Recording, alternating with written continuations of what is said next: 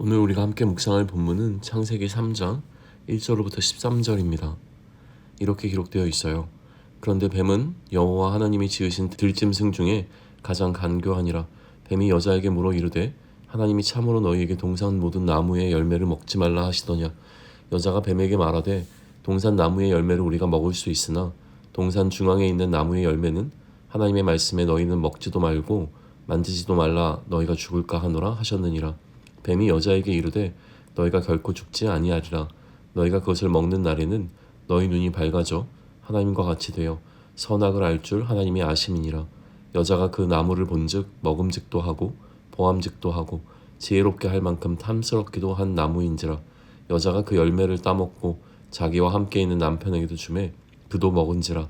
이에 그들의 눈이 밝아져 자기들이 벗은 줄을 알고 무화과 나무 잎을 엮어 치마로 삼았더라. 그들이 그날 바람이 불 때 동산에 거니시는 여호와 하나님의 소리를 듣고 아담과 그의 아내가 여호와 하나님의 낯을 피하여 동산 나무 사이에 숨은지라. 여호와 하나님이 아담을 부르시며 그에게 이르시되 너희가 어디 있느냐. 이르되 내가 동산에서 하나님의 소리를 듣고 내가 벗었으므로 두려워하여 숨었나이다. 이르시되 누가 너의 벗었음을 내게 알렸느냐. 내가 내게 먹지 말라 명한 그 나무 열매를 내가 먹었느냐. 아담이 이르되 하나님이 주셔서 나와 함께 있게 하신 여자 그가 그 나무 열매를 내게 주므로 내가 먹었나이다. 여호와 하나님이 여자에게 이르시되 내가 어찌하여 이렇게 하였느냐. 여자가 이르되 뱀이 나를 꿰므로 내가 먹었나이다. 아멘. 하나님의 말씀입니다. 뱀이 하나님이 지으신 들짐승 중에 가장 간교하다는 선언으로 오늘 본문을 시작하고 있어요. 간교하다는 말의 의미는 마냥 부정적인 의미만은 아닙니다. 같은 단어가 잠언에서는 슬기로움을 지칭하기도 하기 때문인데요. 이중적 의미를 가지고 있죠. 그 뱀의 간교함이 나타나는 에피소드가 오늘 본문입니다. 뱀이 여자에게 질문을 해요. 하나님이 참으로 너희에게 동산 모든 나무의 열매를 먹지 말라 하시더냐 라고 묻습니다. 참으로라고 하는 뱀의 말은 정보를 확인하기 위한 질문이 아닌 것은 분명해 보여요. 그렇게까지 하셨냐라고 하는 의심을 하고 있는 것이죠. 부정적 뉘앙스의 질문을 던지면서 부정확한 진술을 통해 부정의 답변이 나오도록 뱀은 유도하고 있습니다.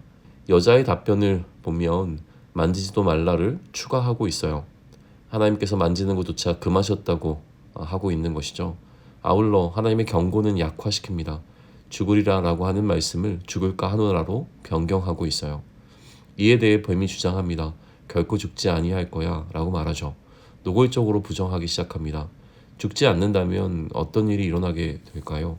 눈이 밝아져 하나님과 같이 되어 선악을 알 줄을 하나님이 아신다 라고 주장합니다. 선악을 알게 된다는 것이 하나님과 같이 된다는 것으로 변질된 것입니다. 하나님과 같이 된다는 것이 뱀의 주장의 핵심입니다. 하나님과 같이 되는 것을 지혜롭게 되는 것으로 포장하고 있어요.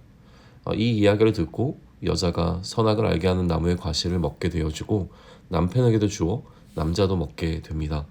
뱀의 주장과 같이 이들의 눈은 밝아졌어요. 자신들이 벗은 줄을 알게 되어졌고 무화과 잎을 엮어 치마로 삼습니다. 그때 하나님의 인기척을 느끼죠. 그리고 하나님을 피해 나무 사이에 숨게 되어집니다. 하나님이 아담을 찾으셨어요.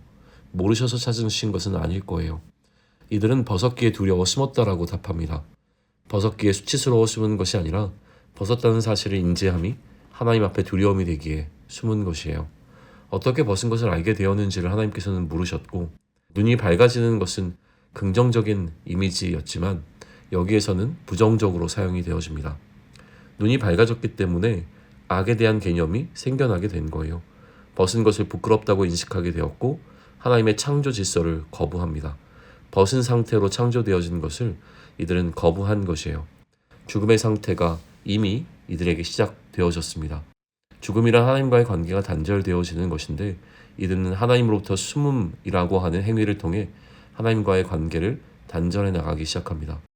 하나님이 주셔서 자신과 함께 있게 하신 여자가 주어 먹다고 아담은 말해요.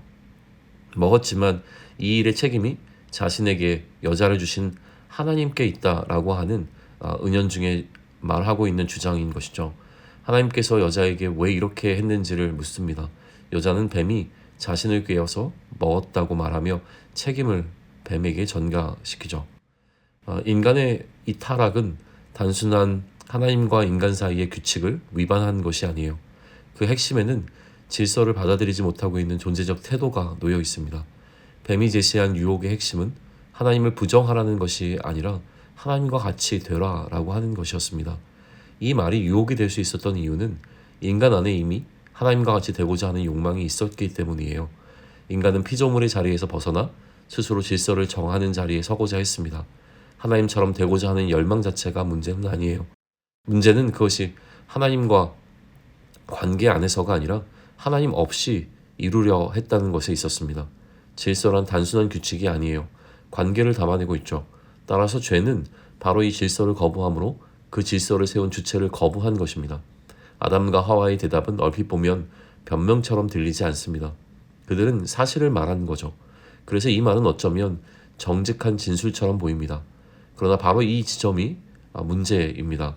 그들의 대답은 무엇이 일어났는가에 대한 설명이지 누가 책임을 져야 하는가에 대한 고백이 아니었기 때문이에요. 우리는 기억해야 합니다.